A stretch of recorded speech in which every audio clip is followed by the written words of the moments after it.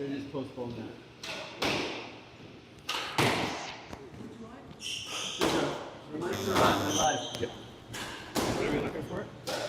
Okay, folks around the world, I'm here live. I'm Michael Dwyer. I'm going to be your lead analyst tonight. We're hosted by young Chad Gemmell, proud son of Mike Gemmell. He's going to be providing all the proper insights, as I know absolutely nothing about squash. We have a gargantuan matchup of a semifinal. Gemmell, can you offer any insights on who you think is going to take this, any sort of weaknesses in the games of these four competitors? I mean, it's definitely an interesting match we have on our hands here tonight, Dwyer. It's the tale of two opposite ends. On the court right now, warming up, we've got Arvoon Ramasamy. I think that's close enough. Close enough. And on the left, we have Tino Silvestri. I hope I got that right. Not doubles players at all, but two very strong singles players and making a deep run in the tournament here this year. And they're going to be up against two young bucks who have a lot of doubles experience. Yeah, they do have a lot of doubles experience, and I really think they're excited to try and get to the finals. We just saw Sam Ryder and Christian Fermi get to the finals. We know they would love to see each other in the finals. A lot of history between those four, but I think Tino and Arvin maybe slight underdogs, but they are no slouch and looking to make an epic trip to the finals. You got to keep in mind, was Tino even a member here before Christmas? I think technically he was joined in December, but we've seen a lot of him certainly since January.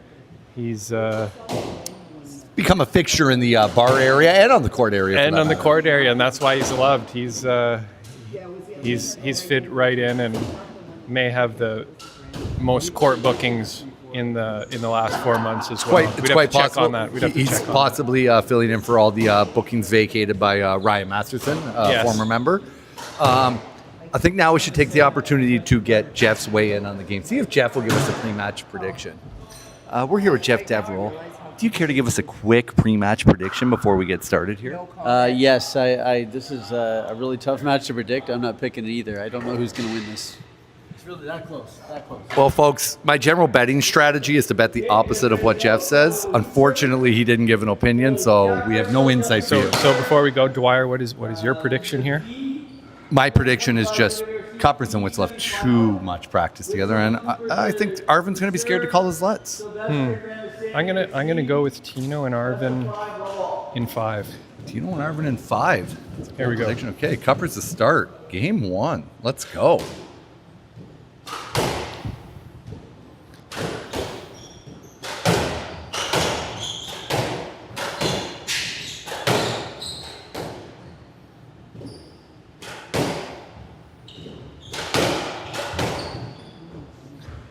Arvin catching the nick there. A little bit of that singles experience coming in.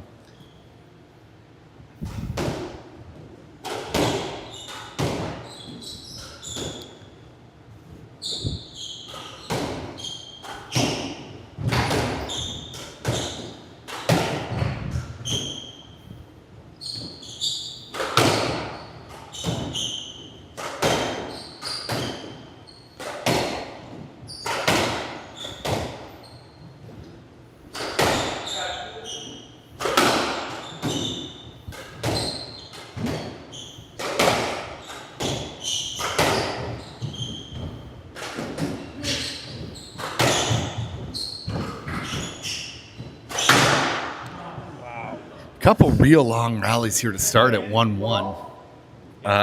Is there a team that you think would prefer shorter rallies, or are both well equipped to play the long rally match? Yeah, I think we're seeing here a little bit what we're going to see a lot from Tino and Arvin. And we'll see how Kuppers and Witz change their game to handle that pace. I definitely would say that Tino hits the ball the hardest out of the four. Definitely plays a bit of a different game than some of the guys they probably run into in this tournament. How long do you think it takes to adjust in a match to that kind of pace? Yeah, I mean, I think it Depends how often you've been up against it. So, Cups and Wits, like we were saying earlier, they're quite experienced on the doubles court. They've been playing here. They've been playing in Toronto at TRC. A lot of tournament play as well. A lot of tournament play as well. And I think they will adapt. And the other question is, we saw in the previous rounds, we've seen the opponents picking on Witzel a bit. So haven't noticed too much of that yet in the first couple points, but let's see how that plays out.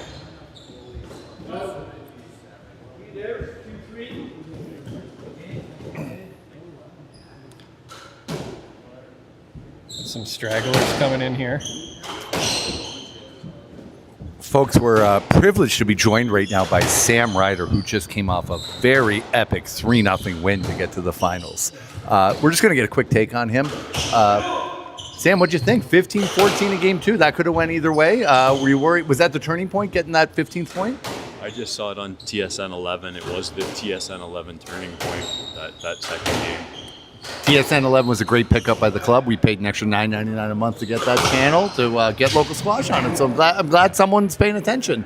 We were down 14-11, and I just said to Christian, WWJD, right? What would he do?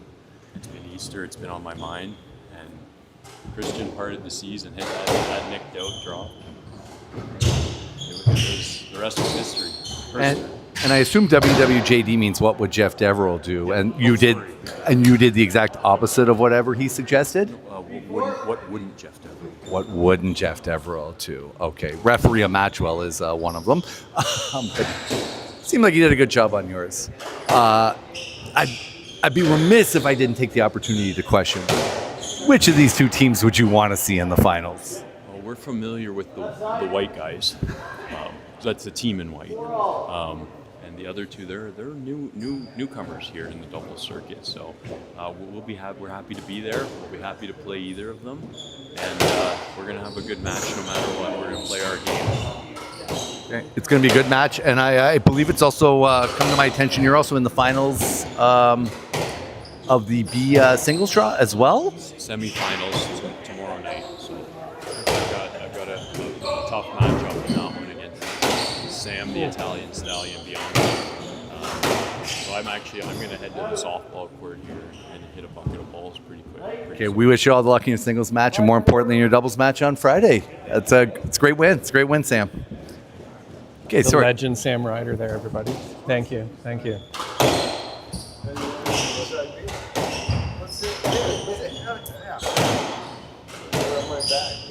We're also getting esteemed board member to join us as our third man in the room, Dan Monroe. Dan, any insight on the match so far, and any prediction on who's going to take this one home and meet Ryder and Fermi in the finals? Well, Dwyer, I actually haven't seen a point of this match so far. I was getting myself a Pinot Grigio. Well, there you have it. Our third man in the booth is a little ignorant to the match, but hey, guys, when you pay nothing at all for commentators, you get what you get. There's a great adjustment with the hands there by Witz. 7-4. Witz Kuppers pulled ahead a bit here. I feel like they would feel no nerves based on their, as you talked about, they have much more experience on the doubles court. I think it's going to be tough to get them to be nervous or upset. You know what? I'm liking the way they're looking so far in this game at the start of this match compared to the last round, where I did see that they were, showing some of those nerves.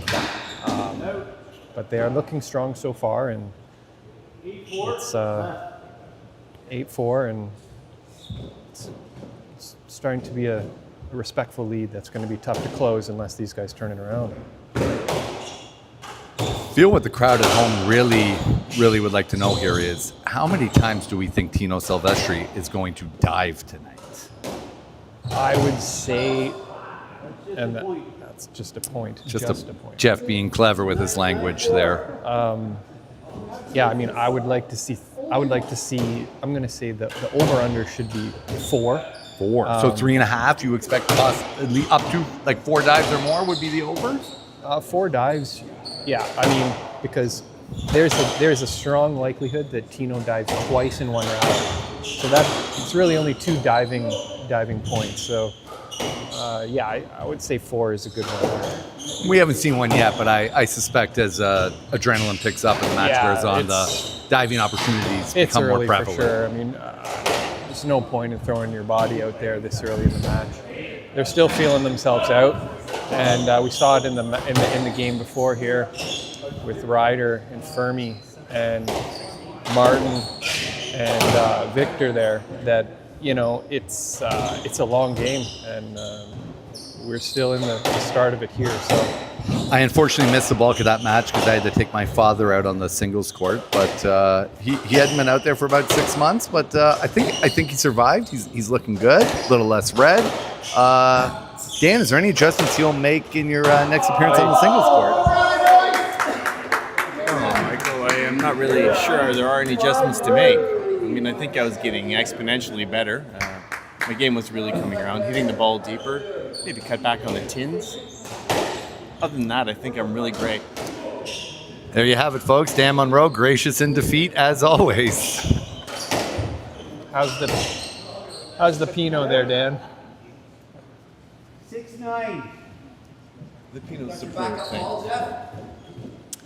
Pete asking about backup balls at 6'9". That was very appropriately timed. So sort of in the mid part of this game here, and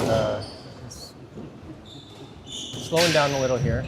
And there's a great counter drop by Tino. It's clawing him back to within 2 here. They're going to have to be careful with those because both Tino and Arvin are very quick. I have to pay attention to their court position. And it's not that Witzel has a lack of speed. I certainly wouldn't call him slow by any stretch of the imagination, but the other 3 are certainly very, very fast.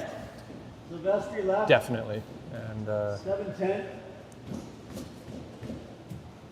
Sorry, Chad, you kind of trailed off on me there. Did you sorry, see something you liked in the crowd, or? 5'10". 5'10". Unfortunately, nothing too appealing here in the crowd right now.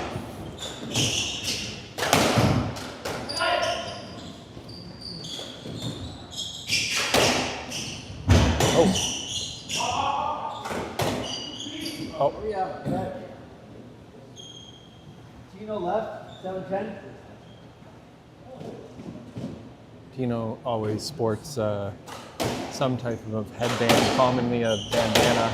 I think it's his choice of sweat absorption. He's got a smidge of a Marvel character look to him, maybe a bit of Captain America or something going on. I can't quite put my finger on it, but looks like he's got the USA stripes and stars. A little bit of this, Army green standard issue T-shirt going on here. Yeah, it's interesting to see the younger team going into traditional whites and Tino going more for the I'm going to beat you up in the parking lot look. This is young kids, they're Tommy Hilfiger, preppy boy style. Yeah, it's all Abercrombie and Fitch generation. Exactly, yeah. Good clean game thus far, though. Good clean game, yeah. As we speak, here we go. No real mistakes from the ref yet, which is shocking. I think we're accustomed to at least 2 to 3 a game. I think, again, it's early. They still got lots of energy. Not that these boys are going to get tired, but plenty of time for some questionable calls to be made. Jeff will get his opportunities to screw up, is what you're saying? Oh, that's a good. What the? We're seeing a lot of spin on that doubles ball. Wow. A lot of chaos in this rally. Oh my words, they don't stop. Arvin is just fighting this. I don't know if I've ever seen so many framers in a rally before, but that was great. We've got a great rally going on here. No, it's unbelievable. But the level of fight from Arvin. Oh. Arvin didn't fight that hard when they tried to deport him. This is amazing. I was not sure.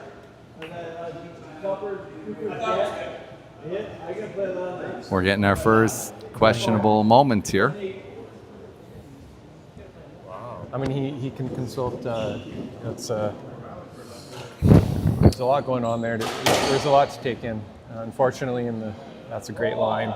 It was a chaotic rally, and I think sometimes those just tend to end in lets. And this is what I mean. It was the midpoint in the game, and we're ramping up again here. That Tino and Arvin have closed the gap here, and it's 11-9 on serve. Not going away quietly. Carrying a bit of momentum.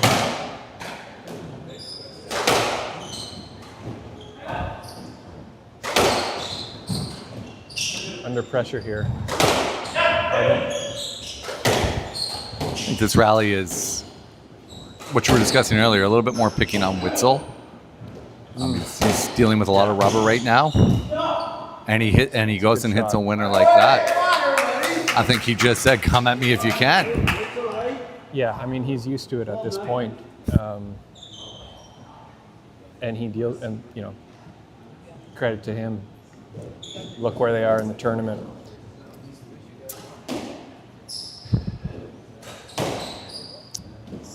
Yeah, I'd be remiss if I didn't take the opportunity to say they do win a lot of the events at the club, but they had a shock loss in the in the quarterfinals of the Crokinole tournament to Pete Phillips and Dan Pronovos. I don't think anyone saw that coming. I think they were talking big about winning that Crokinole tournament. I think, yeah. I mean, they seem to go far in every tournament they enter. Oh, and that was almost a dive by Tino. Wow, great hands. We're getting closer to that first Tino dive. Oh, there it is, folks. Unfortunately, a little bit of skin left on the court after that one. great effort. But yeah, I mean, I think there were some people, we won't name names, I think they were happy to see the boys exit early in the Crokinole for once, because you always see them here in the semifinals and finals of everything. So, and it's a great line by Arvin. Little deception, open swing. Quite the reaction of the crowd there.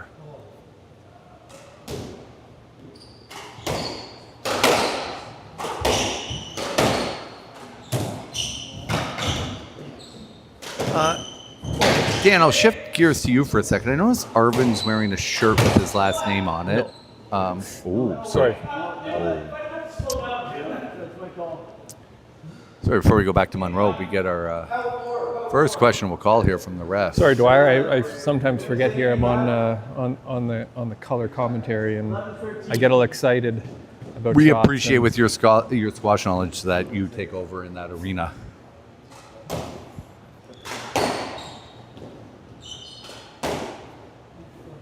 I haven't paid 2 beers for 5 hours of work. This is less than I make at Sunlight. Shockingly, not by much, but a little less. I wonder if Tino's known to have a beer before a match. I do find it helps to calm the nerves a little. When you're low skilled like me, sometimes maybe that takes whatever residual skill I have left. Well, I think it's Tino with a fake apology there. He'll take that point any day of the week. So they're still in this here. This is close. It's a good match. It's a good first game here.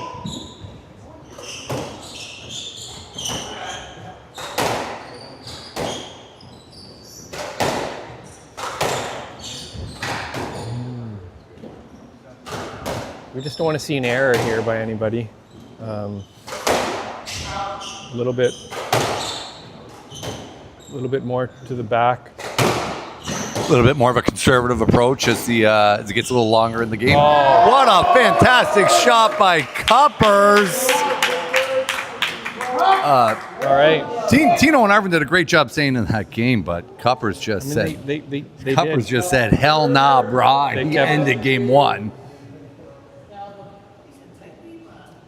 So it's good game there, yeah. Okay, I'm going to use this opportunity between games just to interview Victor Nobre now.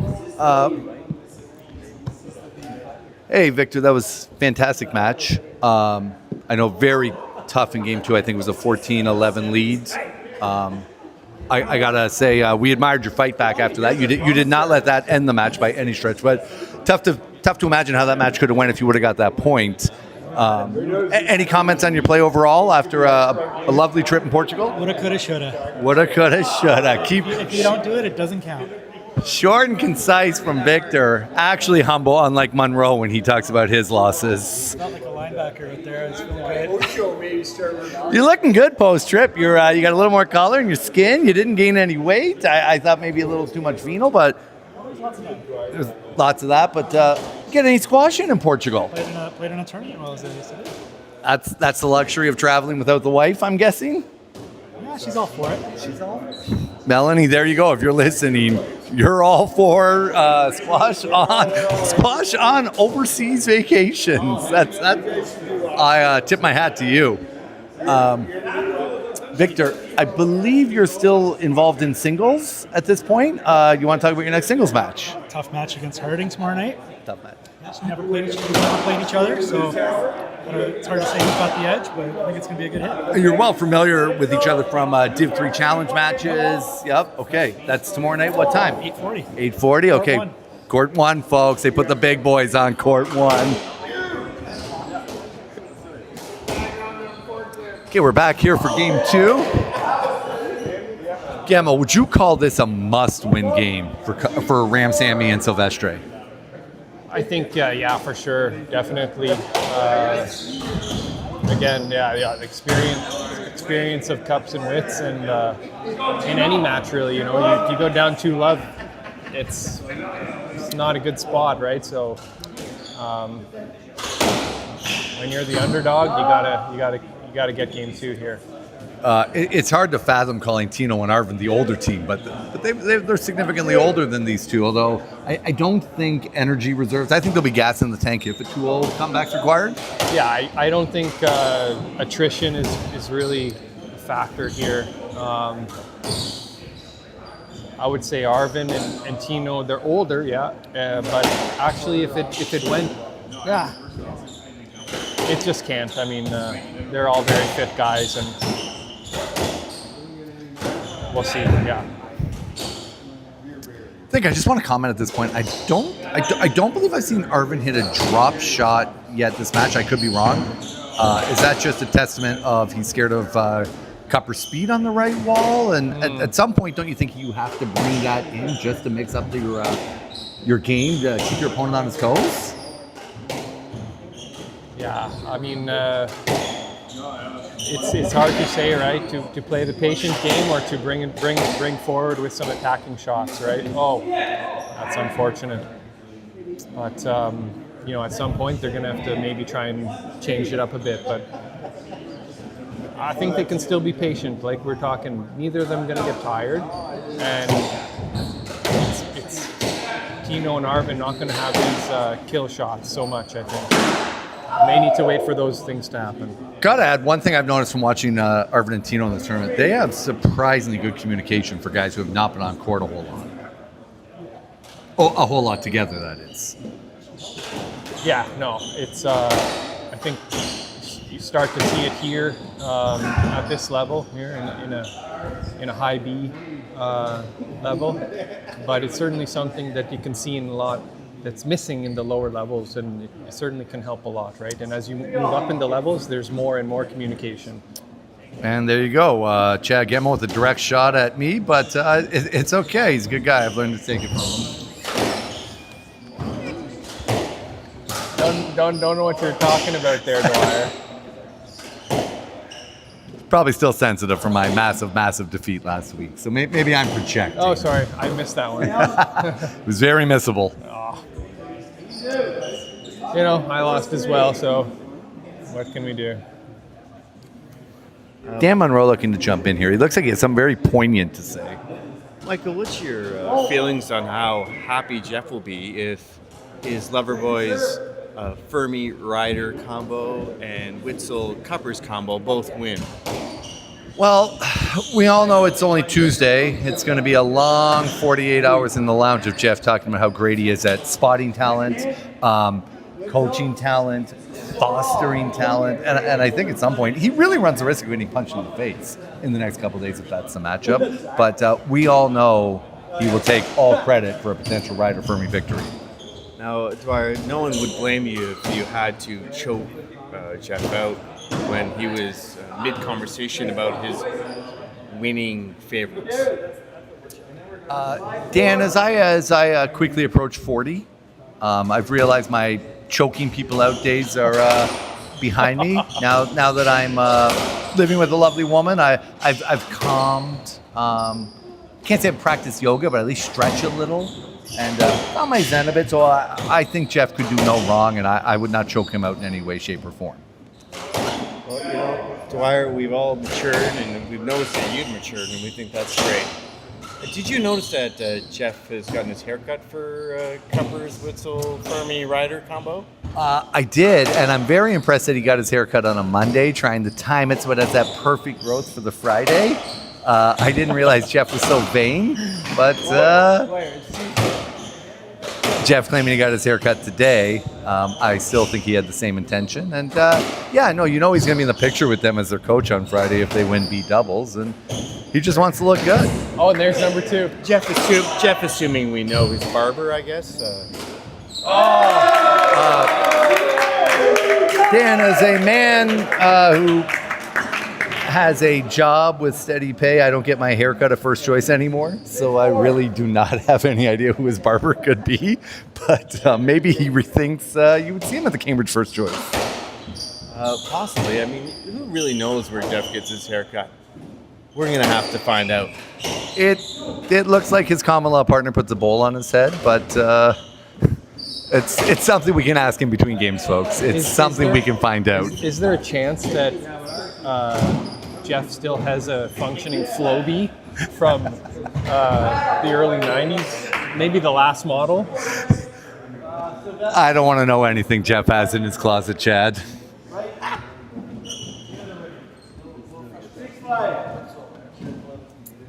So just to catch us up here. Yeah, let's reset here. We're 6'5", and again, good start to the game by Tino and Arvin after losing that first game, but it's still early. And I'm willing to go out on a limb here and see. I think we see both teams getting the double digits in score in all games, whether this goes 3, 4, or 5. I agree, and I think that would be fantastic. I think the fans want to see that. More points, more games, more squash. I'm all for it. You don't think people wish they were at home with a six-pack watching the Leafs Senators game right now? Oh, is that on? That is on. That is on. So if we lose a commentator in the next couple minutes here, folks, you found out why. Well, I can't imagine anybody's a fan of the Leafs or the Senators. So, well, I believe we got Johnny Deans up here in a Darcy Tucker jersey. I assume SG Cunningham's finances are in good order, but shocking that he hasn't upgraded that jersey in the past 25 years. I had to do a double take and think about who is a Tucker. I didn't know we were testing our memories here, but yeah.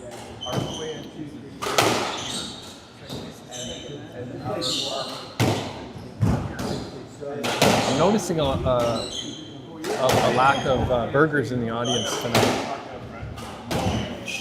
Oh, and do you just think that's a sales issue, or do you think this is a standard slow production issue from OMJ Foods?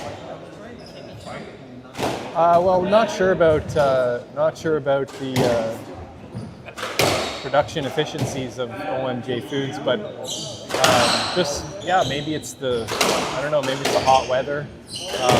Certainly that smash burger that Jay makes, and it comes off that grill steaming hot in the cold of winter. That's tasty. There's no doubts in the taste of the burger, but I imagine as the weather gets warmer, people are thinking about their beach bodies and maybe realizing. Yeah. But no, I have no doubt it's just a assembly line production issue in the kitchen, and there's probably a lot of hungry people in the lounge. We had a technical issue with the grill, which I went out and helped solve, and now the grill is working. Dan Pronovost. You can hear that, folks. Yeah. Yeah, Dan Pronovost informed us there's a technical issue with the grill. I always assumed Dan was a vegan until now, so I really have no idea what he knows about grill management or grill maintenance. But here you have it, folks. Dan Pronovost, grill repair. I mean, if Dan Pronovost was pictured in a vegan protest on the front page of the newspaper, I wouldn't be surprised if I saw him there, actually, now that I look at him closely. Yeah, I've heard he's voted for NDP since he was 18 years old, so I have no doubt he's already early voted them. But it's possible OMJ makes a vegan burger now, and that's what he's consuming. I just said so to get you a ball because I thought this was going to happen. Can I check it, please? Arvin, showing his lack of muscle strength, can't get the ball over the glass. Gets it on the second attempt.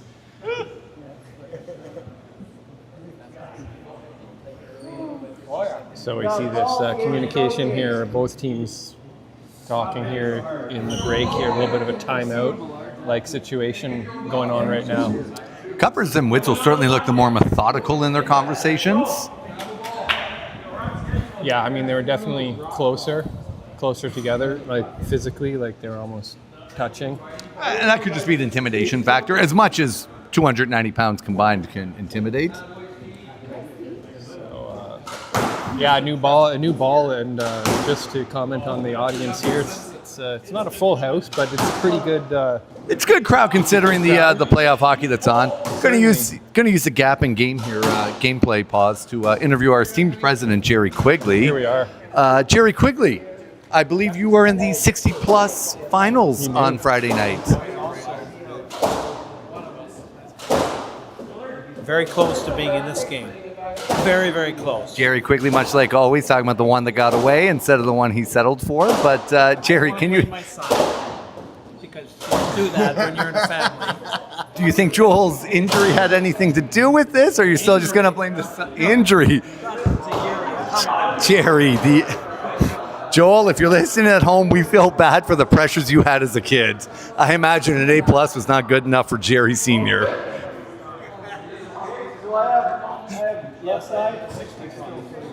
Jerry confirmed he's in the 60-plus finals. That's 6 p.m. on Friday night, folks. So if you've been listening to Dwyer mostly and not paying attention to what's been going on in the match here, we're starting up here with the new ball, and I'm just trying to check the score because I haven't been paying attention. It's 10-5 for someone. It's 10-5 for... and I think it's Tino and Arvin. A lot of confusion. So Jeff's just explained the rule here that if the ball breaks on the previous play, the point does not count. Just Pete Cadman yelling at the score, which is helping no one. So 10-5 is a pretty good lead here.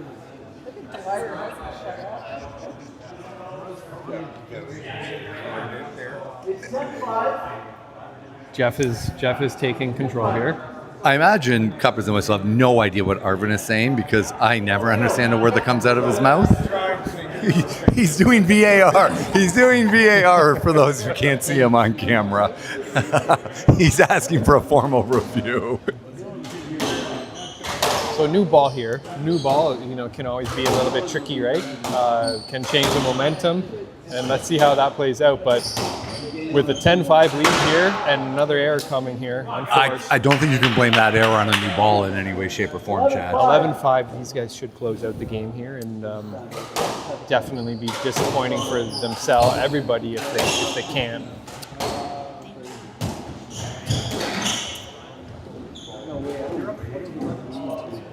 It's a great deep ball there. Victor Nobre wouldn't do this on camera, folks, but he is now fully commiserating about Game 2 and the 14-11 escape. It's a heartbreaker for anyone who's been there. I've never been in a match where I've gotten a 14, so I can't relate, but I have full confidence that Victor Nobre and Brian Martin will be back better than ever for 2026 edition of this tournament. No, I think it was a great showing by Victor and Brian there. If they had gotten that second game, I think the match would have been much different. And the 3-love doesn't really show, the scoreline doesn't show the quality of the match that they had. So great match by everybody there on that one. All right, let's go on 13-6. So this should be, it'd be a pretty good comeback if Cups and Wits can do this here. My prediction of every game, both teams having double digits, is certainly starting to look in jeopardy, but I don't think Kuppers and Witzel would let a pear-shaped score carry into the next match. I really think they can forget that in the lounge. Yeah, they got her, right? I mean, and I don't think it happens, right? You know, Arvin was just doing VAR drawings in soccer. He may think this is an aggregate event. Someone maybe should explain that to him between games.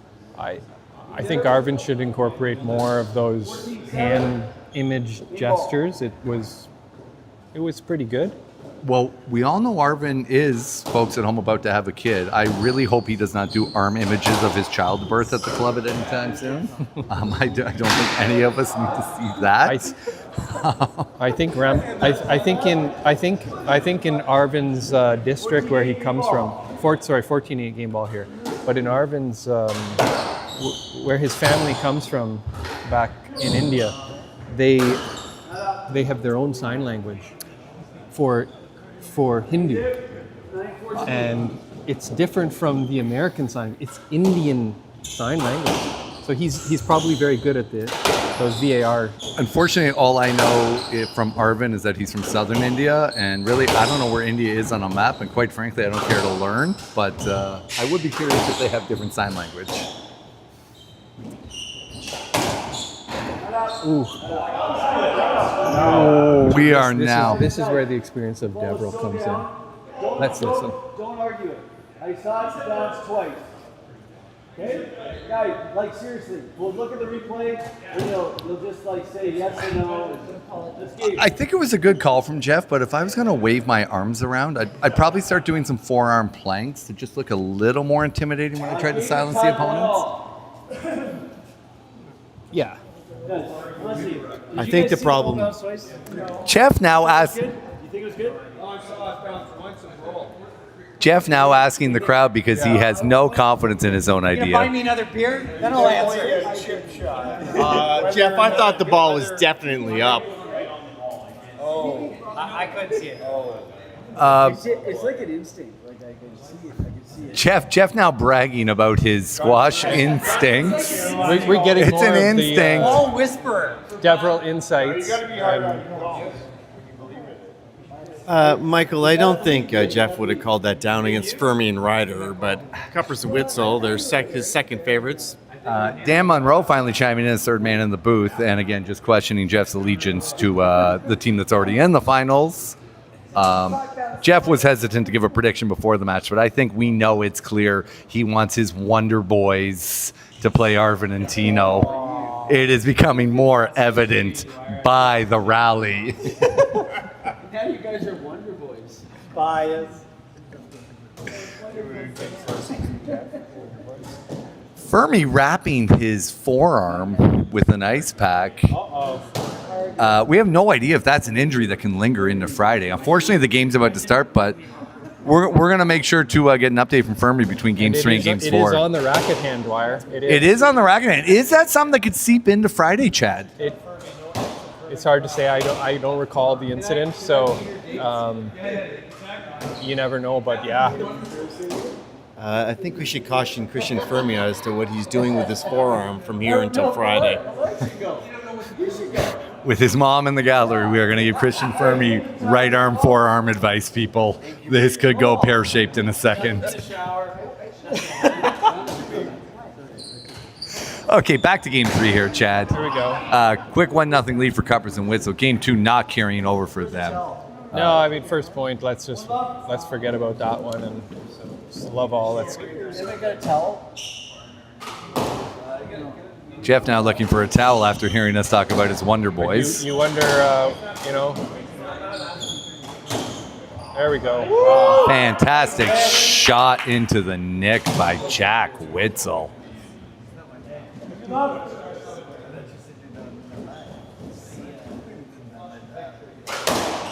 Just a little bit.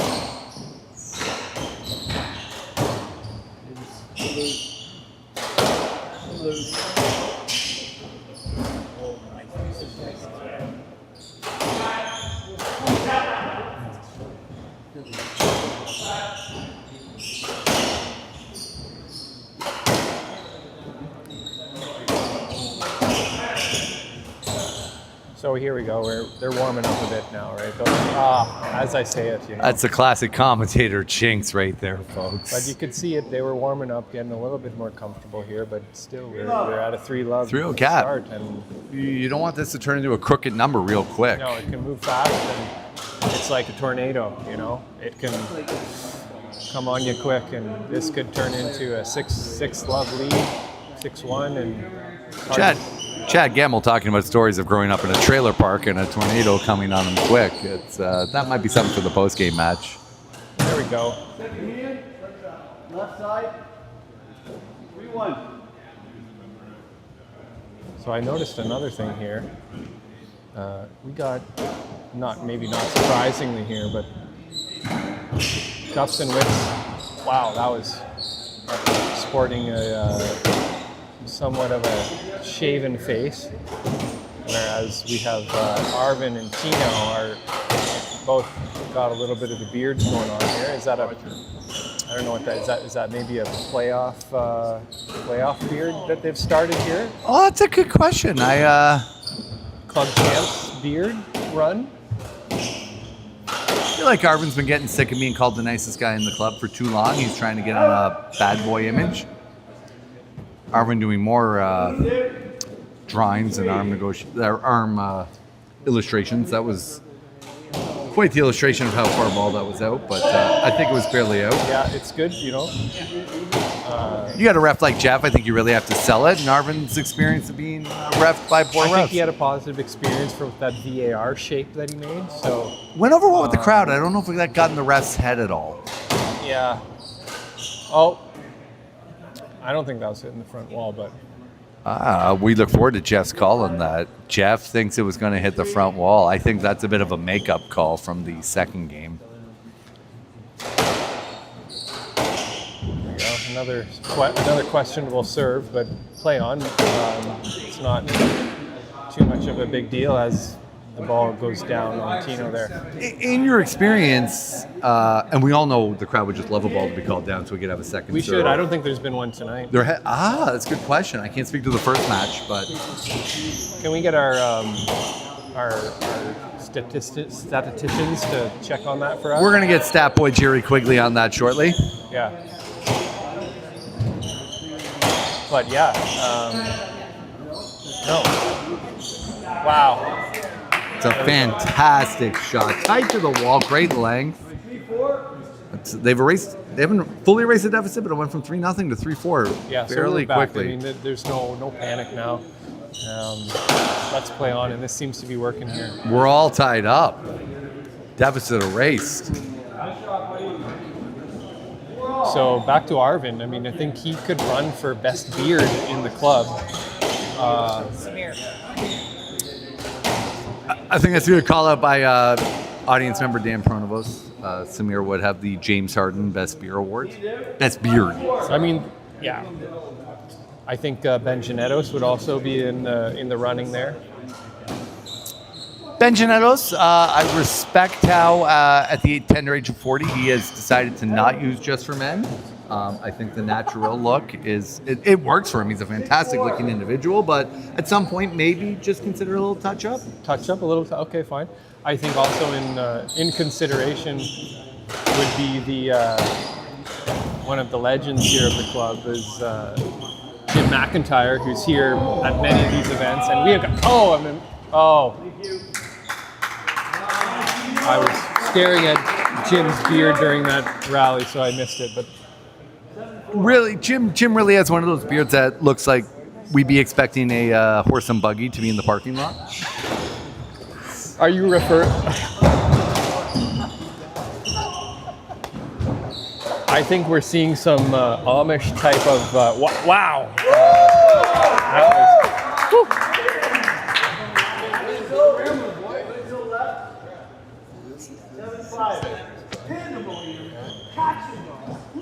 Alex Aubrey chiming in. This is exciting squash, and who am I to disagree?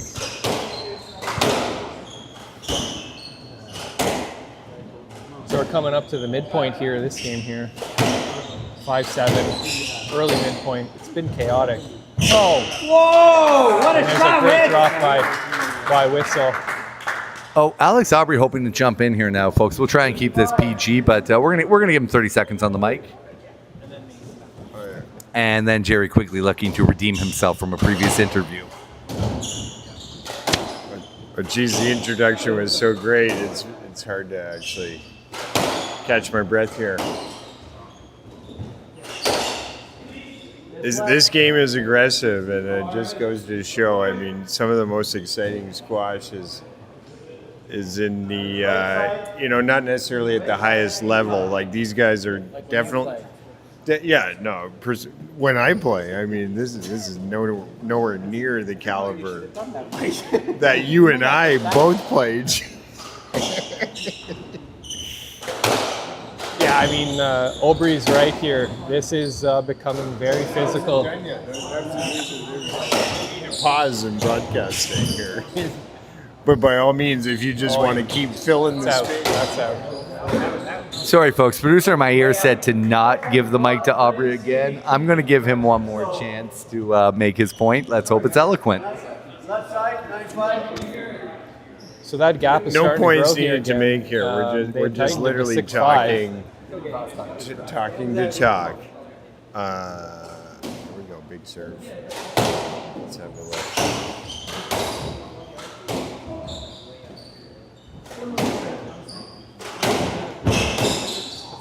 Oh man, it's hard to admire these guys when they start playing. They're just hitting the ball so damn hard. But let me pass it on to Jerry. Jerry's got a thing or two to share. Well, that was just a good squash. Was a segue to this Saturday is the Grandfathers Tournament. And if you want to see Jerry Quigley take on Earl Orth, I mean, he is getting up there, but I think I can take him. Come on out on Saturday for the Grandfathers Tournament, and you can see some fantastic squash. Jerry, that's an excellent. Or Larry. Larry Simpson, who we never say is nicest guy in the club. Jerry, I would like to say that while you maybe could take Earl Orth on the squash court, I would bet $50 and could probably do a significantly more if my wife would let me. I think he would take you on the Crokinole board, and I don't know if you would have a defense for that. I have no defense because Crokinole is not a real sport. It's just like this little finger shit that nobody really cares about. So there you have it to our Woolwich County, Wellesley County, or Wellesley Township community. Jerry Quigley does not respect Crokinole. We'll leave his email in the comments box, and you can respond to him accordingly.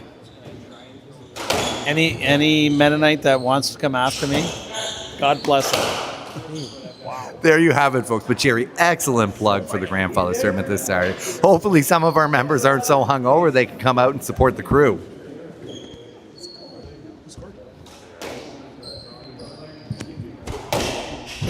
And we're back here in some of the action, and it's been fast and furious edition. Who knows? But this is crazy. So they're closing the gap here, 7-11, with a bit of momentum. The pace is furious. These guys are hitting the ball as hard as I've ever seen. And we're in for something here. Let's hope that Tino and Arvin can get this second game here. Third game. Sorry, third game. But this is just turning into a battle here. There we go. The adrenaline is pumping. Apologies for some of the questionable language on court if that snuck through there, but you have to understand how badly all four competitors want. This is, I would say this is the most important thing in all four of these guys' lives at this moment. I know if I was in their shoes, it would trump everything.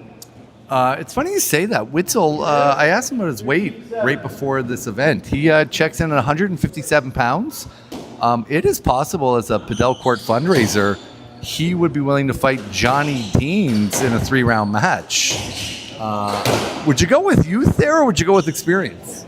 You know, I'd have to go with Johnny Deans there. He's coming off of an intense training program, and unless that fight was a year out, I'll be back in Johnny. But yeah, that'd be great. That'd be great. I think we should incorporate that. And Witzel.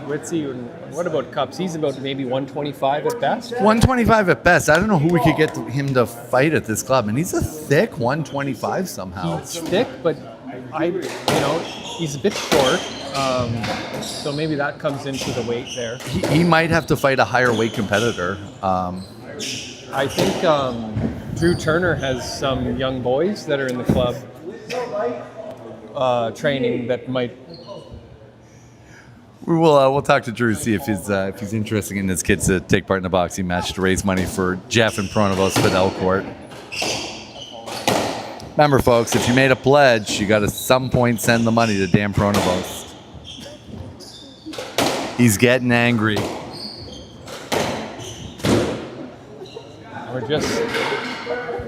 Here we go. 2-1.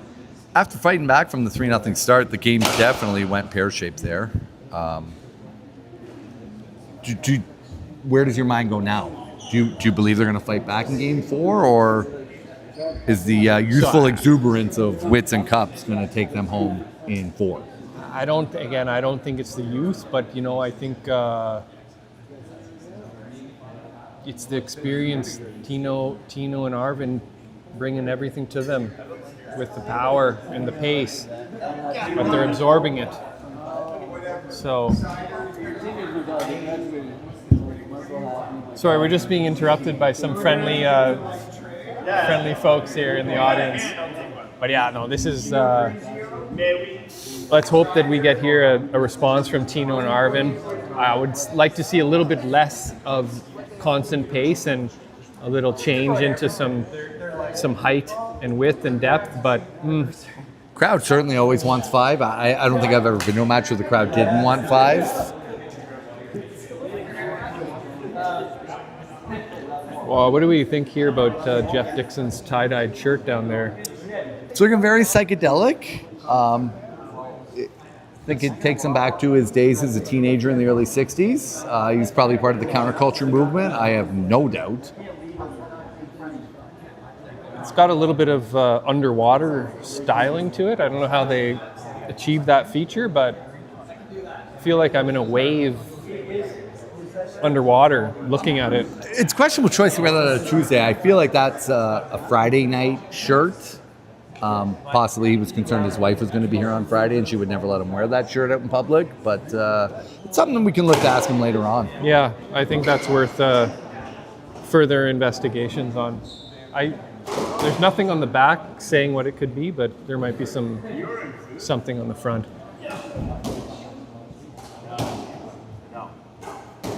So here we go, they're coming back out on court. No change of shirts by any of them, it appears. So Witzel's shoulder blades are certainly starting to stick out through his shirt, but perhaps that's a look he thinks is going to play well to the crowd at home. Witzel, Kuppers, 3 games to 1. Come on. So here we go. Let's see how it starts off, but yeah.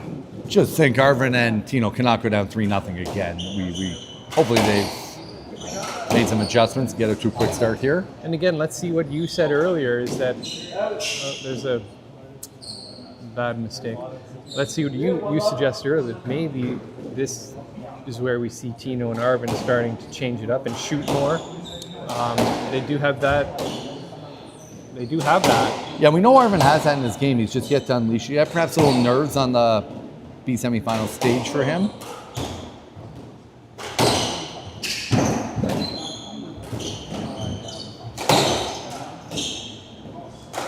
See, I think right there was a good chance for Arvin to maybe put in a good attacking lob to the back, but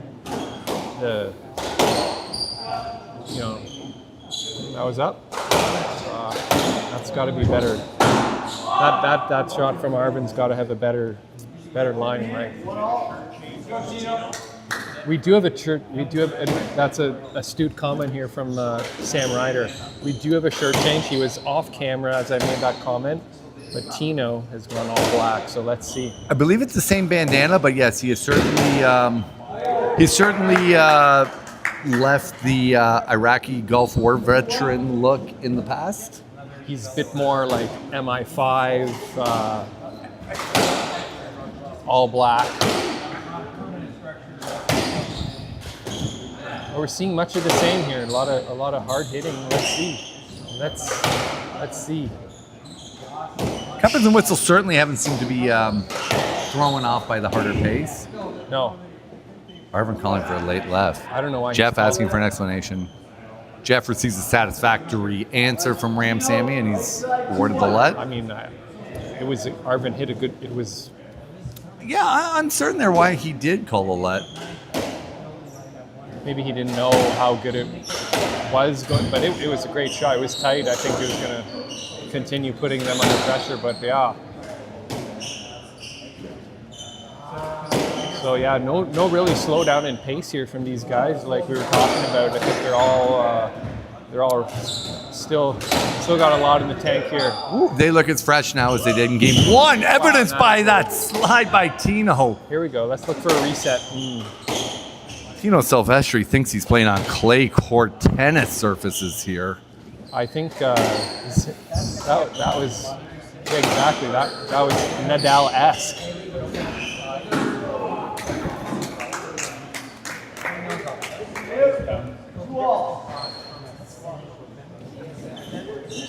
Two all, here we are.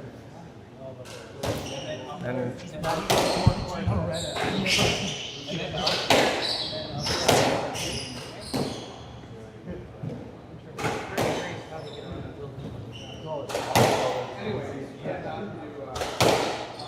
I mean, let's see how this goes, but I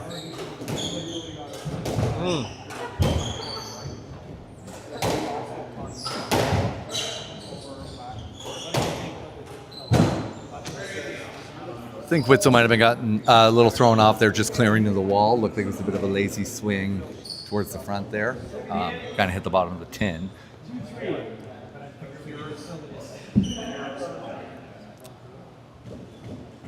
we have Nick Trail in the house. Trail's in the house. He is just always in gamer mode.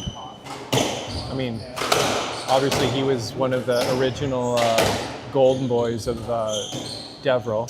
I believe by the time he got to Deverell's tutelage, he was already superior to Deverell, so it became a little tougher for Deverell to take him as one of his own. Deverell certainly monopolized his partnership. Certainly. But perhaps Trail was a little too good, a little too fast before, Deverell could corrupt him. Jeff quickly transferring into better general manager than squash player. It's building winning teams. Exactly. I mean, that is the true evolution of a sportsman, I would say. Yeah, of an aging veteran like himself. Yeah, someone who's over the hill, lost their step maybe. Wait, are we talking about his reffing again, or are we talking about his playing story? Oh, well, I think time will tell on that, but good rally going on here. Anyway, you see the height from Cups there. Sorry, Witzel, and then the air by Cups. But Witzel, despite his skinny frame, is deceptively tall. I believe he's pushing 6, possibly 6'1". Yeah, I think he's. I think he is. I think you're right there, spot on. Here we are. Oh. Tino definitely not having his most crisp match. No. We haven't seen some of the trickle boats that we're accustomed to seeing Tino do. But maybe the opportunity hasn't been there because, again, there's not a lot of people going for those attacking shots. Tried to play a few walls there, as you were alluding to.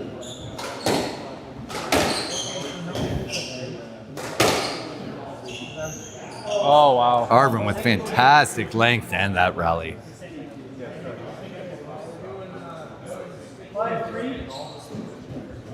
So again, early. Let's see. Obviously, must win here for Tino and Arvin, but long ways. Let's see. Certainly would do a lot for their nerves if they could just create a little bit of separation here in this fourth game. Yeah, it's always nice.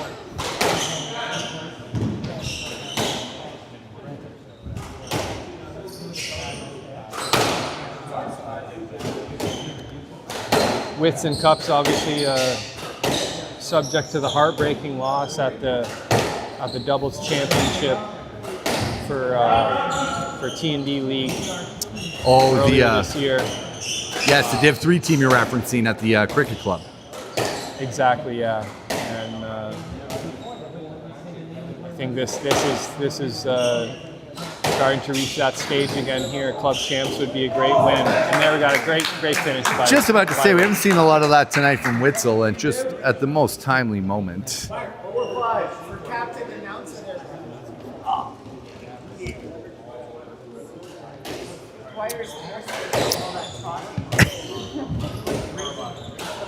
Getting chirped up here by the founders of Pepe Pizza, Rhonda Fermi. I think she wants to get in on the action here, and we'll look to interview her before this goes 5. See her prediction for Friday. See if she has intimate knowledge about what is wrong with Fermi's wrist. Let's see what Mom will be cooking for Fermi there for the finals night.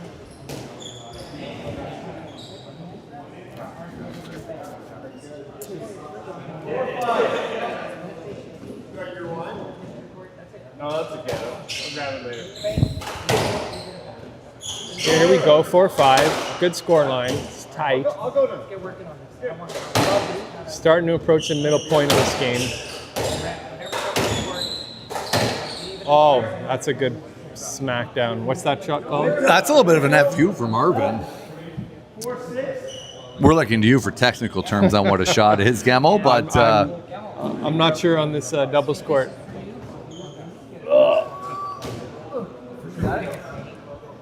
But that shot, Damn. you know, it looked Dieter-esque. A little bit top spin, a little top spinner. And you call that again, you're not getting a let. Okay, you gotta hit that ball. 6-4. Jeff giving Arvin a warning about reckless let calls. Definitely. So what is it? He wants him to play it there? He's encouraging Arvin to play that ball and thinks Arvin is let hunting. Right. We got commentary from the audience. I think Sam Ryder facetiously saying that ball would be dangerous to hit, but Well, that's a big word for a newbie. the origins of my family are being called into the telecast now. Well, I think that's accepted here. Everybody's. I believe when you have make their own opinion. Well, you know what they say about opinions, but that's neither here nor there. What? Yours are wrong and mine are right? No, I think he means everyone has one. They're like other parts of your body. That's correct, and we'll leave viewers at home to use their own imagination on what body part that is. Daniel, you've been really quiet tonight, but I can tell you've been enjoying the squad. Are you learning anything that you can bring into your own Saturday morning 10 a.m. game? Well, Michael, I've recognized the fact that I need to get in better shape and maybe improve my squash swing and make better choices on the squash court and just become a better human being. I'm not certain how becoming a better human being at this age will change anything, especially with the squash game, but I think the other facets of your life you pointed to could help improve your overall squash performance. Arvin Ramasamy from Calcutta with love, people. And there was a bit of a fist pump there. He definitely enjoyed that shot.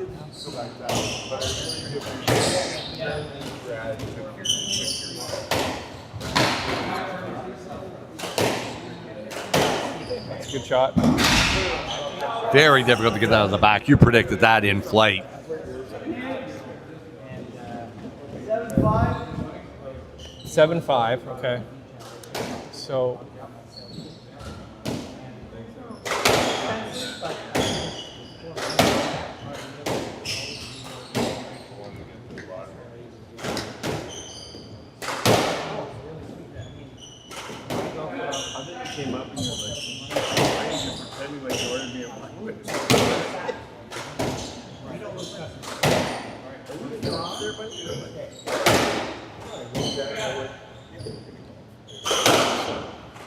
Witzel absorbing this pace from Arvin and then Tino in return here. He's been playing fantastic defense. Wow, another pickup. And here we're finally seeing this focus on Witzel, but again, Did a good job there trying to convert defense into offense. He certainly got the rally flip, the ball flip to the right side. Crowd's very excited about Arvoon. I just noticed Tino sporting the bling there. Yeah, you wonder if that's in honor of the Pope's recent passing, if that's his Italian lineage. I'm not so good at current events, but I did see that, and I did notice, you know, most people look quite frail and skinny, but he looked quite plump actually. I assume if we had all those Catholic Church monies, we could look fantastic even at that age. I suppose. I mean, the hidden money's underneath underneath the basement of the Vatican. So. Yeah, as soon as the employment insurance runs out, my family members tend to get kicked out of hospitals. Oh. But yes, It might cost us all our Catholic members to quit. We're a non-secular club, Dan Pronovost, if anyone heard what he said. for the record. And finally here, folks, we got our first double serve of the night. Can he do it? Oh, he doesn't. Justin Kuppers, still struggling to get out of his student debt repayment, would have really felt the pain of a $400 bar bill there. Just at this point, you just want to get that second serve in. You don't care the score of the match. I think, yeah, regardless, notwithstanding, you got to buy beer for everybody, but you just want it in and not give them a free point. No, that's the worst mistake you can do is serve it out on your own serve and give them a point. I believe that's the second serve we've seen all match. I think so. Actually, of the night since I've been here. Oh, a little bit. Here we go.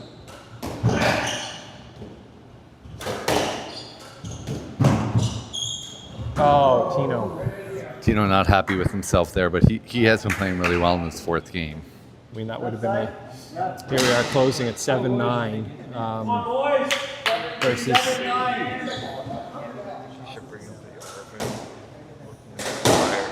Wife carrying groceries. Excellent feedback here from our third man in the booth, Monroe.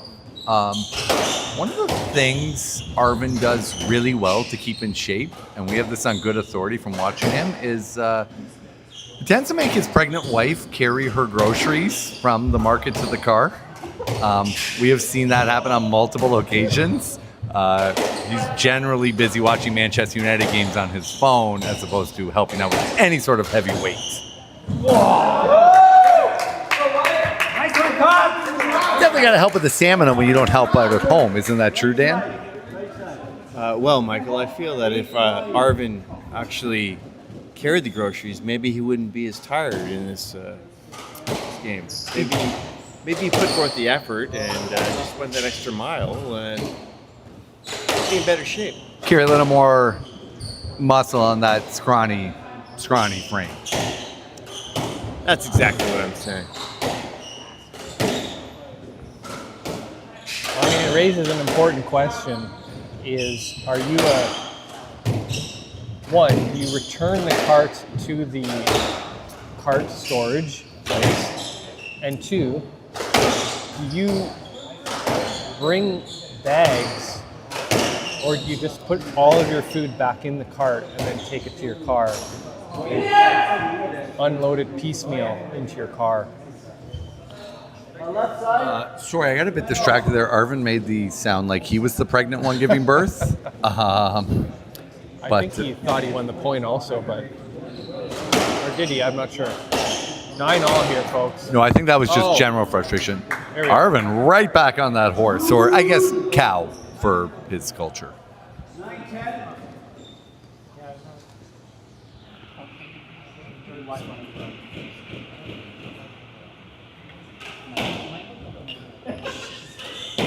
Here we are. Oh, and that's you know what? That is almost like the shot that won the match that defeated Kuppers and Witz in the doubles finals. So here we are. They're taking the 10-all.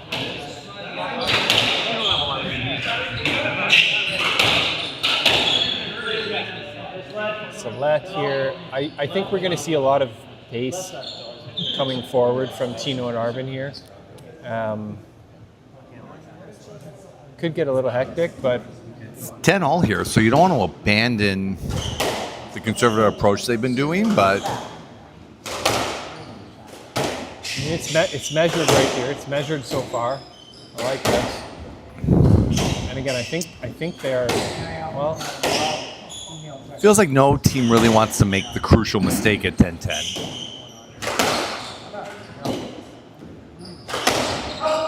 Oh, a late call from help there from Kuppers. Not on the same page. That was hard hit. That was perfect width. 11-10. This is the business end of the game. This is the business end of the game, as Deverell's advised us. In singles, it's around 8-all. In doubles, I think it starts maybe just a little bit early. Guess what? Here we are. 11-10. Jeff with a good let call there. Kuppers seems like he accepted, or Witzel rather, seems like he accepted that. Really trying to get Witz deep in the left corner. It's nice patience there. That's patience that we've rarely seen. But I think it opens up that.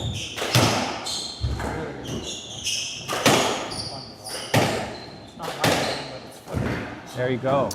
Got to say, though, Witzel has been playing spectacular defense and even converted it into offensive positions at some point, but Yeah, I mean, that's what I was saying, right? Like, you can pick on him if you think that's the weak side, but, you know, go for it, right? Bring it on.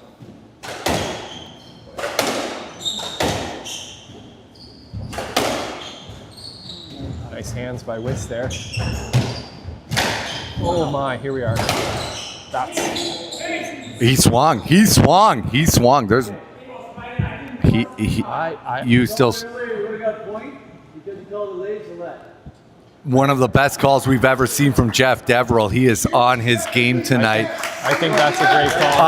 Wow, and a round of applause for a rare, great moment from Jeff Deverell. I don't know if Jeff Deverell has a PSA certification on reffing, but I'm sure. I'm not sure he has a KWRC certification. I think that if he went for some type of, and there's a bad error by Arvin. I think if he went for this type of test where you can challenge your insights, I don't know how I think he'd do great, but I think he could do terrible.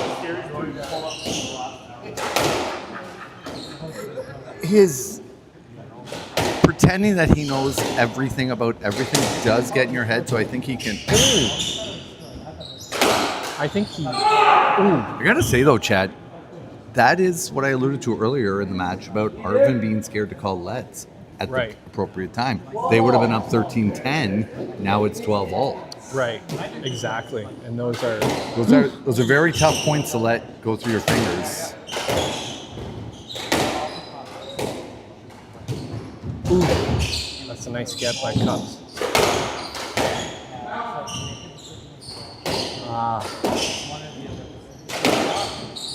Arvin's looking for that nick there. It's a single shot, but it works well. Here we are, a little bit of reset. Let's see, okay. Again, deep back. Here we go. There's a bit of opportunity for Tino. Not quite tight enough. I like that change from Arvin.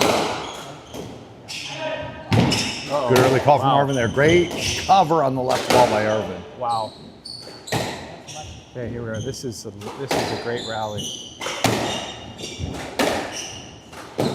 Down. And they force it into the 10. Wow. I got to say, that was a fantastic early call off of his partner by Arvin. Arvin is showing no signs of slowing down. No. And Arvin doesn't. I don't think it matters. My experience with him on singles, the longer it goes, the better. So he's. I know. The AC. Jeff now questioning where the cold air is coming from, even though Brent Jones is sitting one seat in front of him, the expert of the house. Jeff's nipple's getting very protruded right now. It's not affecting the players on court, but it's certainly affecting the spectators. I think Jeff's just getting excited about the squash that's going on here right now. Oh, I mean, check out this score. I mean, it's 13-all, 2-1. Here we are, semifinals. Cups and Wits just plugging away. So you now know, you get this point, you get the serve back, you can take it home.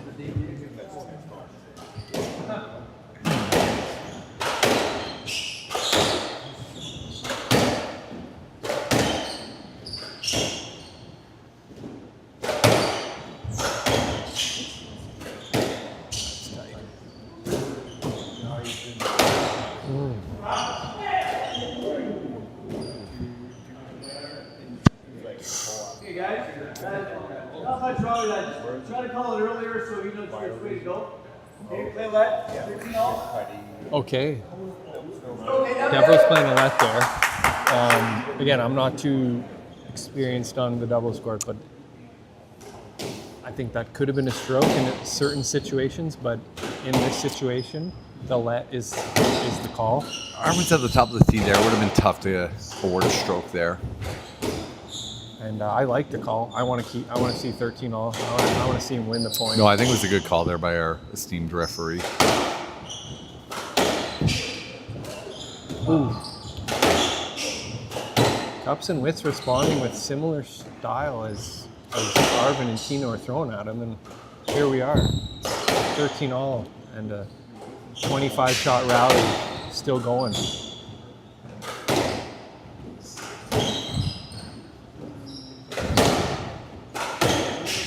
Obviously leading to 14 with the potential for the game. Kuppers also a little scared there to hit drops on Arvin, and I just assume that's a little bit of fear of Arvin's speed.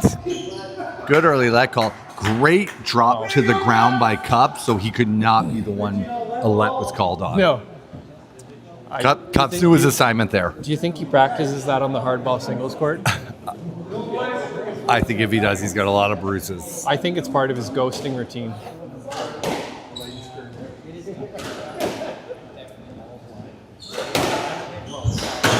That's in the tin. That is a fantastic shot by here Arvin. we It was are. just sliding into the wall. This is by no means over here, but 14, we got a game ball here. Game ball to force 5. Good serve. Witzel with great defense again. So again, no error. Do not make. It's a nice shot by Cup. It was hard to do it. Loose, but doesn't go. Was that intentionally up the middle? I'm not sure. Almost out there at the end. That just stayed in. Tino's got time with it. Oh, I don't know if I like that shot, but It's a dangerous shot. Witzel was all over it. He read him like a book. I don't want to see Tino and Arvin get into those shots. That's not. It's great going to the wall by Tino. Arvin just struggling to get it deep in the moment. They clear the walls. Oh, and there it is. Witzel hits in the 10, and we're going 5! Well, folks, that's what you wanted. This is what you live That's what for. you wanted here, folks. We're going 5 and all right, Dwyer. Ben Janelle's in the crowd. He might be here to beat me up about an earlier comment. I don't know if he was listening at home. Sorry. Jeffrey questioning the stamina of Jack Witzel. I would say those in glass houses should beware. Jeff, can we get your prediction before 5? How do you see this going? Back and forth, one game each. Obviously, you made a stamina comment, but I feel like Jack Witzel is playing defense like we have not seen since Paul Coffey. I just think that the difference maker is Ramasamy. He's just getting steadier and steadier, and he's going to make the difference. That's the young Indian gentleman on the right wall? Yes. Okay, good. We've been struggling to figure that out all night. So, Jeff, is that fair to say you think Ramasamy and Silvestri pull it out in 5? That's my prediction. There you have it, folks. Bet on Kuppers and Witzel. If you can find anyone to take the other side of that bet, take the free money. Okay, we'll get a little crowd participation. Victor, who do you think's going to take this in the 5th game? I feel like the let's have been a little generous. That's been a little generous. All night, if I'm being honest. I felt where Arvin was in the middle and he did get hit by the ball. I did think that was a fine let. Play it as it lies. You would have looked for a stroke there? I'm going to go Arvin and Tino. Arvin and Tino agreeing with the squash director. 15-12. 15-12. Again, I think the theme is they've been tight games. They've both been going. Could go either way. Could go either way. Either way. I think it's going to be a war of attrition. It's going to be who's hits more 10. And I think Tino and Arvin are just keeping the ball up. I feel like Witz is doing a great job shooting, but, you live by it, you die by it. And it could be really, in the 5th game, a little extra pressure. I'd love to be proven wrong, but... My opinion here is I don't think either team looks like they're going to get tired. They are tired. I feel like both have the stamina to go a long 5th game. On the surface level, it may look like that, but, deep down, it's like... You got to look at the shot choice. You got to look at how high it's off the tin. It starts coming off a little looser. That's signs of me getting tired. Okay, Victor telling us to look for height on the tin here. One last thing for you, Victor. I don't think I've seen Arvin or Kuppers want to drop a ball. Is that they just both respect each other's speed? I mean, there's just so much speed on that court. I mean, you've seen Tino fly from the left to pick up balls on that right side when Arvin's completely capable of doing it as well. So, I don't think this is a game where drop shots are going to be very effective. You get a lot of spin off the ball when you go for your reverses. That's, I feel, a little bit trickier to pick up the ball with. So, I just don't think at this level, with the amount of speed we have on court, that drops are going to be all that effective. Excellent, Victor. Thank you for joining us between games here. Let's settle in and enjoy this 5th game. All right, here we are. One love, game 5. This is what we're here for. Yeah, Chad, we got some great feedback there from Victor, who obviously played in the previous semifinal, but he just said he feels lack of drop shots is just respect out of everyone's speed all around the court. Yeah, I think Victor's absolutely correct, and he's played these guys a lot, and yeah, that's what you get when you're on the court. You have those insights, and it's hard to appreciate from someone who's maybe just watching.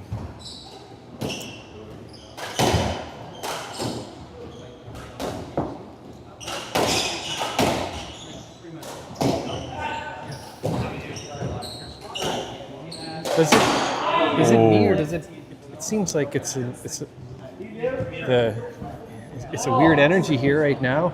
I think it's a nervous energy. I don't know if the HVAC system has put some more moisture in the air or something, but it feels different. No, it's really nervous energy. Chad, game 3, game 4, we noticed the opposite teams actually, but each time getting out to a 3-point lead early. What's a level where you start to get uncomfortable early in a match? Early in a game, is it a 2-point gap, 3-point gap, 4-point gap? Do you think about it? Like when do you start to actually get concerned about the gap? Again, yeah. I mean, doubles. I think in doubles, the first couple points below 5 points, I don't think really matter too much. But if you're starting to get down 5 love, even in doubles, it's starting to become a gap that becomes questionable to close. So, yeah. But if you can keep it 4-2, 4-1 even, 5-1, 5-2, 5-3, it's okay. But so here we are. It's a long rally here, and we're clearly not seeing that gap opening up here early. 1-1, I think, for the first time since game 1. Yeah. So. Yeah, let's hope it stays close, and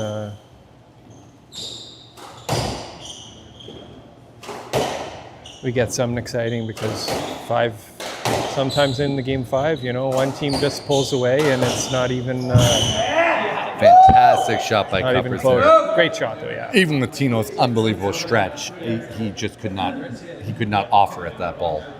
Even with his Nadal-esque stretch, I mean, I wonder if he put a little bit of talcum powder or something, or maybe that's not the right powder, but Just some to help with the powder slide there? Yeah, in his pocket, and he wiped it on his shoe between rallies. It would help him slide.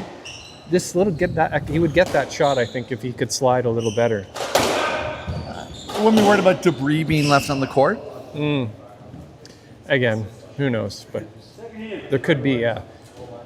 It's a good tip for those at home, though, to give that a try, see if the ref would call it out. 2-2, here we are. There's Big Joel in the house down there with Natty Nadalin in the front row. Yeah, it looks like they're both kind of wearing some sort of Leafs blue. Yep. And for those Leafs fans out there, playoffs start tonight, in case you didn't know, and They started on Sunday, tonight's game. Oh, sorry. But it's okay. I like where your head's at. I mean, it would have been better if playoffs started tonight. Yeah, you wonder if Rogers would have been worried about losing viewers to a match of this caliber. True. 4-2. Talk about Arvin. Tesla today. So, yeah, so game 5. We're getting to that 4-2 gap. We're in the early stages here, so perhaps a little trivia. What car did Arvin drive before he started driving his new Tesla Model Y? I'm no car expert, but it was a little red. Was it a Scion? A Scion. It was very difficult to get. It is a tricky question. Thomas Forsyth confirming that's correct. Is that correct, Thomas Forsyth? It's not a Hyundai. But I don't know what model it was. I just know the multicolor red shading that it had on it. I'll tell you, Gamble, first time I realized I was an old man, Arvin was driving me to soccer, and I had to get in that car. Oh, man, I should have done more yoga. Oh, a great attempt by Arvin! Great attempt. And respect from Kuppers. You have to appreciate the respect for each other's athleticism. This, no matter who wins, their understanding and appreciation of each other's game is fantastic. Sure. I think there's an appreciation amongst these elite athletes here. These guys have been training for months, sacrificing. And for one of them, unfortunately, it's going to be over tonight. And for the other, they're going to be into the final against. It's a good point you bring up that this is only the semi, and as great as this match is going to be, whoever wins is going to have to up it another level to be successful against Ryder and Fermi. The final is going to be crazy. I mean, I don't know how they're going to decide what team wears white, because they both have a fetish with white. I don't know what, but you flip a coin. I don't know. It's okay. Jeff has no problem telling men what to wear. I think I don't know. Yeah. I don't think either of them should get to wear white, because I think it would be an advantage if one of them gets to wear white. Being in their natural colors. Yes. Perhaps. Oh! Excellent shot by Witzel. That's I don't know. Is that a lay down? That's a great shot nonetheless. It's lay down-esque.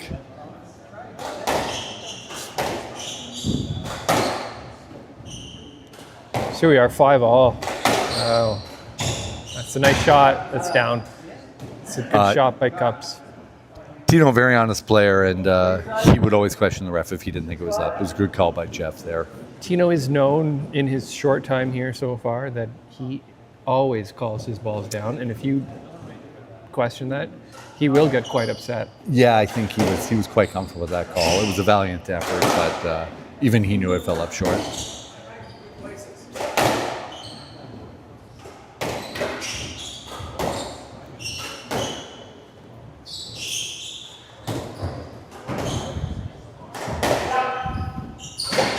You know, it's interesting though. as we have a great rally here, which looks to be ending. Great rally. It was a fantastic get by Kuppers, but Tino with great court awareness there. Knew where they were. We're in 6-all. You're talking about getting management in prove true. acknowledgement of your March madness, as we can call it. Not drinking for, I think, almost a month and a half, or longer maybe. I watched some bike race where the beer brewer was the sponsor of a major bike race. The winner and the second place didn't even drink any of the beer. And the third place guy chugged the beer. And there was questions going on about, well, should they at least just drink the beer? It's a sponsor, you know. But it made me think of, you know, just... I feel if I ever got on a podium for anything, I would chug 2, 3, 4 beers. Rare miss there by Kuppers. Rare rack error. Let's see if that shifts the momentum at all. So we're starting to reach here. Yeah, it's...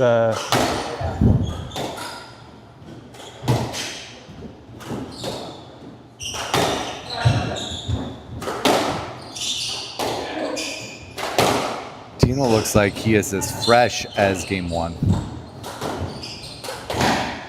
Tight. There it is, a tight shot. Is that a sorry, not sorry? It's a sorry, not sorry, because at this point in the match, you'll take a point any way you can get it. To take it 10-6 here. Yeah, we really got a gap open up from. They were down 6-5. That's 5 on the trot for them. Yeah, with first serve here. So let's just see here. This could. Oh, and that's a fortunate nick here by Cups. I see over here Fermi's put on the puffer vest here. He must possibly trying to hide another injury. It's like NHL playoffs right now. They're all upper body and lower body injuries.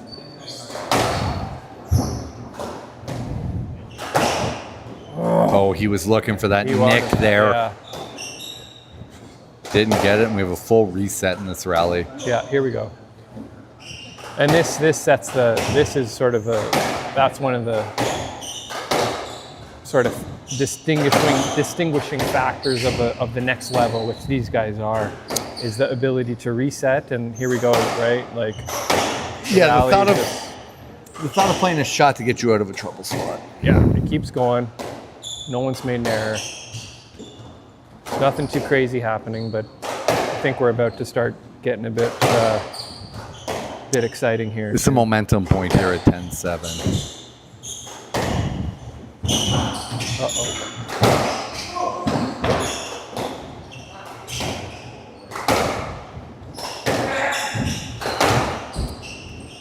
Going into the first time all match, Forsyth really been covering on the right side. My words, I think I can smell that's down. Ooh. That's two unfortunate mistakes from Kuppers in this game. I really doubt it's fatigue. So what are we maybe thinking? A bit of nerves. I think, yeah, it's starting to creep into that point in the game, right? Like, you start to think, is this it? You know.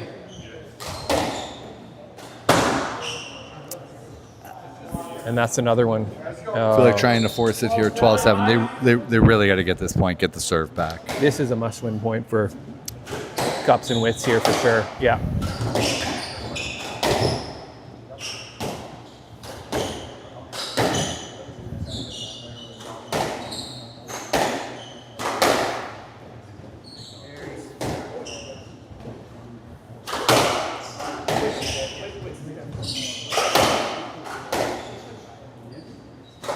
Gallery's filling up as this fifth game goes on. It's great to see.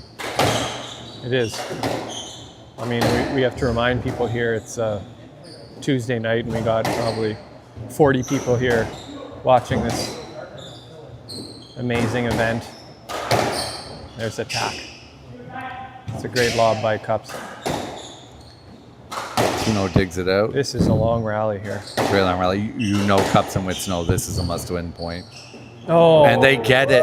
They get it. Cups is going to come in to serve now at 8-12. I mean, They need to go on a bit of a serving rally. Yeah, they still Certainly have a way. long and a quick team talk just to reset. Yeah. Again, that's just the experience of playing with your partner for so long.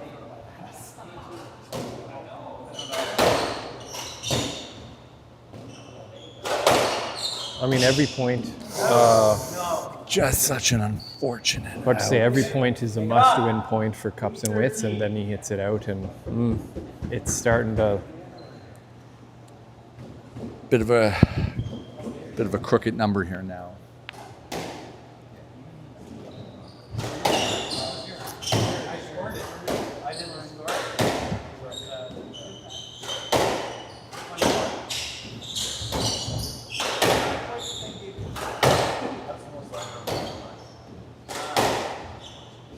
So.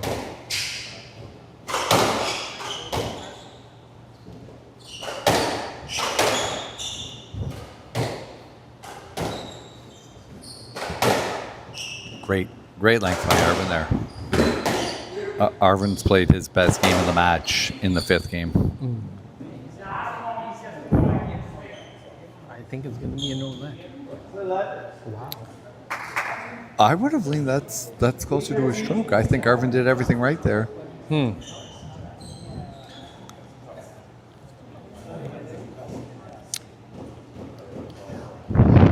I mean, let's go. Oh, here we go. That's our second. How much noise does the crowd make here? It's a very tough time to make noise. I know I do. Make Daddy pay for it. Lot of noise in that. Witzel fought through that noise really well.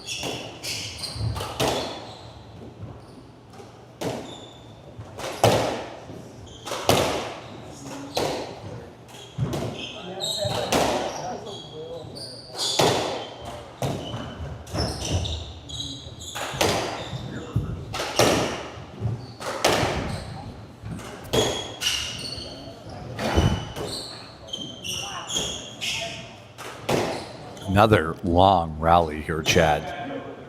Yeah, I mean, no one wants to make the mistake, so they're giving it that extra bit of space on every shot.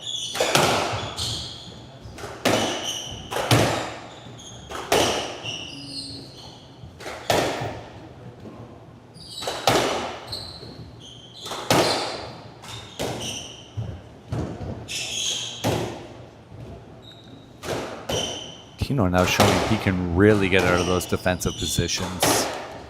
I mean, it's to me. Oh, fantastic shot by Irvin. They give a little fist bump. They know it's close now. They can taste the date in the finals with Jeff's Golden Boys Ryder and Fermi. Yeah, I mean the way it's playing right now, no one's going short. So it's akin to a singles game where you can kind of hang back and you don't got to worry here. Right? Up 6 points. So if you're Arvin and Tino, I was just going to ask. Do you not go for the winner there? You go for the winner. You got a can few go for points it. to spot. I think you can go for a couple, right? Okay. I wouldn't want to for continue. Sure. But it's been working, right? So, but the front is so open right now that no one wants to go for it. Nobody. Yeah, see, everybody here is almost there. It is. It's a fantastic match. I don't think that's the comeback we expected from the upstarts. I think Tino and Arvin have taken the club by storm. There we go. Fantastic match, 15-9. Great effort. Chad, before you sign off, we're going to go interview their opponents in the finals. All right, let's go. Okay. Sam Ryder.